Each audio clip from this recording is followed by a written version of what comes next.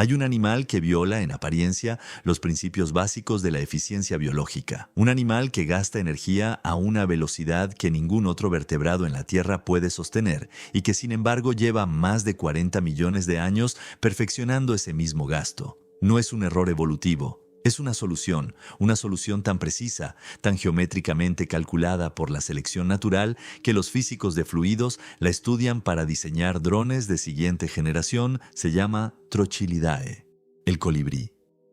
Lo que sucede en el cuerpo de un colibrí durante el vuelo estacionario no es simplemente el aleteo de un pájaro pequeño. Es la activación simultánea y coordinada de un sistema fisiológico que opera en los límites absolutos de lo que la biología de los vertebrados permite. En cada segundo de hovering, el colibrí ejecuta entre 60 y 80 ciclos de aleteo completos. Cada ciclo implica la contracción y extensión de músculos que representan el 30% de su masa corporal total. El corazón late a más de 1.200 veces por minuto. La temperatura interna oscila pero se mantiene controlada. Y el animal flota. Para entender por qué esto es biológicamente extraordinario, hay que partir de una pregunta que parece simple. ¿Qué significa flotar para una criatura con masa? Todo objeto con masa está sujeto a la gravedad. Para que un animal permanezca en el aire sin avanzar, necesita generar una fuerza vertical exactamente igual y opuesta a su peso. Las aves convencionales hacen esto principalmente durante el golpe descendente del ala, el downstroke, aprovechando la superficie alar para empujar el aire hacia abajo. El golpe ascendente, el upstroke, es mayormente recuperativo. El ala se dobla, reduce su resistencia y regresa al punto de partida gastando el mínimo de energía posible. Es un sistema asimétrico, eficiente para el vuelo hacia adelante, pero prácticamente inútil para permanecer inmóvil en el espacio. El colibrí resolvió este problema con una modificación anatómica que lo separa de todas las demás aves conocidas. Invirtió también el upstroke. El ala del colibrí puede rotar en el hombro de una manera que ninguna otra ave puede igualar. La articulación escapulo-humeral está profundamente modificada para permitir una pronación extrema, lo que significa que durante el golpe ascendente el ala no se retrae pasivamente, sino que gira sobre su eje, invierte el ángulo de ataque y genera sustentación también hacia arriba. El resultado es que ambas fases del aleteo producen fuerza útil, no hay fase de descanso, no hay recuperación pasiva. Cada uno de los 80 aleteos por segundo es activo, controlado y metabólicamente costoso.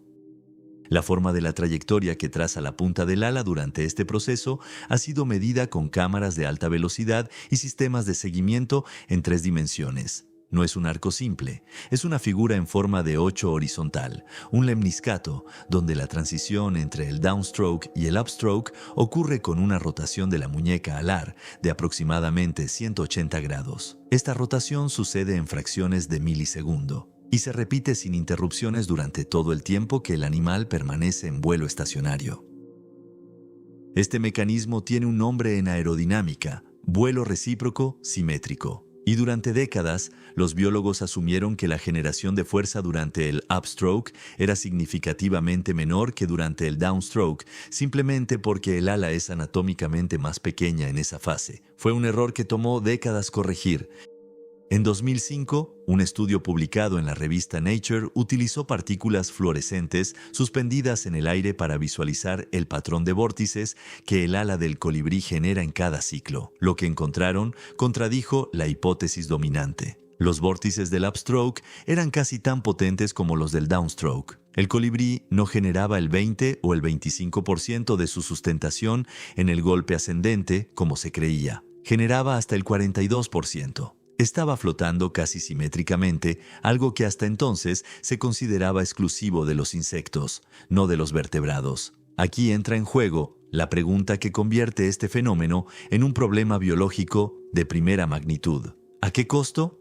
La respuesta está en la bioquímica muscular. Los músculos de vuelo de los colibríes, los pectorales y los supracoracoideos están compuestos casi exclusivamente de fibras de tipo oxidativo de contracción rápida. No existe ningún otro vertebrado conocido con una proporción tan alta de estas fibras en un músculo locomotor. Estas fibras son, en términos metabólicos, las más exigentes que la fisiología puede producir. Para contraerse a la velocidad que el vuelo del colibrí requiere, consumen adenosintrifosfato, ATP. a una tasa que no tiene equivalente entre los animales de sangre caliente. El colibrí, en vuelo activo, tiene una tasa metabólica que es aproximadamente 10 veces mayor que la de un atleta humano de élite durante el ejercicio máximo. Si se normaliza por masa corporal, ningún vertebrado terrestre o aéreo se acerca a esa cifra. Un colibrí en hovering consume oxígeno a una velocidad de casi 80 mililitros por gramo de músculo por hora. Para sostener ese proceso, su sistema cardiorrespiratorio opera en condiciones que en cualquier otro vertebrado causarían colapso celular por estrés oxidativo en cuestión de minutos. ¿Cómo sobrevive? La respuesta implica 3 mecanismos complementarios que la evolución refinó durante decenas de millones de años. El primero es la densidad mitocondrial. Las mitocondrias son los orgánulos donde ocurre la respiración aeróbica, donde el oxígeno se convierte en ATP. En el músculo cardíaco de un mamífero típico, las mitocondrias representan entre el 25 y el 30% del volumen celular. En el músculo pectoral de un colibrí, esa cifra supera el 45%. Cada célula muscular está tan densamente empaquetada con mitocondrias que apenas queda espacio para el aparato contráctil. La consecuencia es una capacidad aeróbica por unidad de tejido que no tiene precedente en la vertebrología comparada. El segundo mecanismo es hematológico. La sangre del colibrí tiene una concentración de hemoglobina y una afinidad por el oxígeno que han sido moldeadas por selección positiva a lo largo de su historia evolutiva. Las hemoglobinas de los colibríes, especialmente en las especies de alta altitud como los que habitan los Andes por encima de los 4.000 metros, muestran sustituciones de aminoácidos específicas en las subunidades de la proteína que aumentan su afinidad por el oxígeno en condiciones de baja presión parcial. Estas sustituciones han sido identificadas mediante secuenciación genómica comparada y representan casos de convergencia adaptativa. Linajes independientes de colibríes que habitan altitudes similares desarrollaron las mismas mutaciones de forma paralela. La selección natural escribió la misma solución más de una vez. El tercer mecanismo es metabólico, en el sentido más estricto, el combustible. El colibrí utiliza azúcares como su fuente primaria de energía durante el vuelo activo, no grasas. Esto es inusual, ya que la mayoría de los animales que realizan esfuerzo prolongado dependen en gran medida de los ácidos grasos como combustible, porque contienen más energía por gramo que los carbohidratos, pero los ácidos grasos tardan más en movilizarse y procesarse. Para un colibrí que necesita energía disponible en fracciones de segundo, la glucosa absorbida directamente del néctar que acaba de consumir es la fuente más inmediata. Se ha documentado que un colibrí puede pasar del néctar floral directamente a la vía glucolítica en cuestión de minutos, sin necesitar el período de conversión metabólica que requieren otros animales. En términos prácticos, el colibrí vuela quemando el combustible que acaba de cargar como un motor de reacción conectado directamente al surtidor. Esta dependencia del azúcar tiene una consecuencia ecológica que reestructura ecosistemas enteros. El colibrí necesita, para mantenerse activo, consumir aproximadamente su peso corporal en néctar cada día. Un colibrí de 4 gramos, como el colibrí chispa, Celasphorus calliope, requiere visitar entre 1.000 y 2.000 flores diariamente para satisfacer su demanda energética. Este nivel de consumo convierte al animal en uno de los polinizadores más efectivos y más especializados de los ecosistemas tropicales y subtropicales del continente americano. Pero la relación no es simplemente de consumo, es una coevolución de 30 millones de años. Las flores que han coevolucionado con colibríes presentan un conjunto de caracteres que los botánicos agrupan bajo el término síndrome de ornitofilia. Pétalos de colores rojos o anaranjados que son visibles para la visión tetracromática del ave, pero no especialmente atractivos para los insectos. Forma tubular que se ajusta a la longitud y curvatura del pico del colibrí específico con el que han coevolucionado. Y ausencia de aterrizadero porque el colibrí no necesita posarse para alimentarse.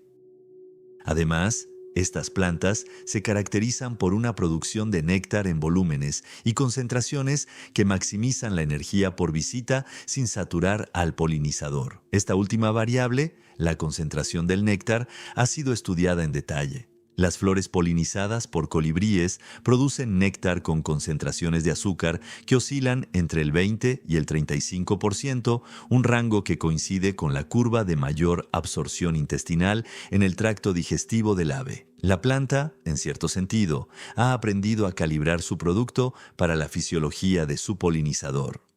El pico del colibrí no es solo un instrumento de alimentación, es un órgano coevolutivo que registra la historia de esa relación. En la radiación adaptativa del grupo, que comenzó probablemente en Sudamérica hace entre 40 y 50 millones de años y se diversificó explosivamente durante la orogénesis de los Andes, los picos de los colibríes divergieron en longitud, curvatura y anchura siguiendo la morfología de las flores disponibles en cada nicho ecológico. El colibrí de pico de espada, Encifera, posee un pico más largo que su propio cuerpo, diseñado para acceder a las flores de pasiflora mixta, cuyo tubo floral mide exactamente lo que ese pico puede alcanzar. Ningún otro animal puede polinizar esa flor de manera eficiente. La codependencia es tan estrecha que la extinción de uno implica, en el mediano plazo ecológico, la extinción del otro. Esta red de dependencias mutuas convierte al colibrí en lo que los ecólogos llaman una especie clave, no porque sea el predador dominante de su comunidad, sino porque su presencia sostiene la viabilidad reproductiva de docenas de especies vegetales que a su vez sostienen comunidades de insectos, hongos y vertebrados. Remover al colibrí de un ecosistema neotropical no produce una simplificación lineal, produce un colapso en red. Y aquí, la zoología moderna enfrenta una de sus preguntas más urgentes. ¿Qué ocurre con estas redes cuando el clima cambia más rápido que la capacidad de respuesta adaptativa de sus componentes?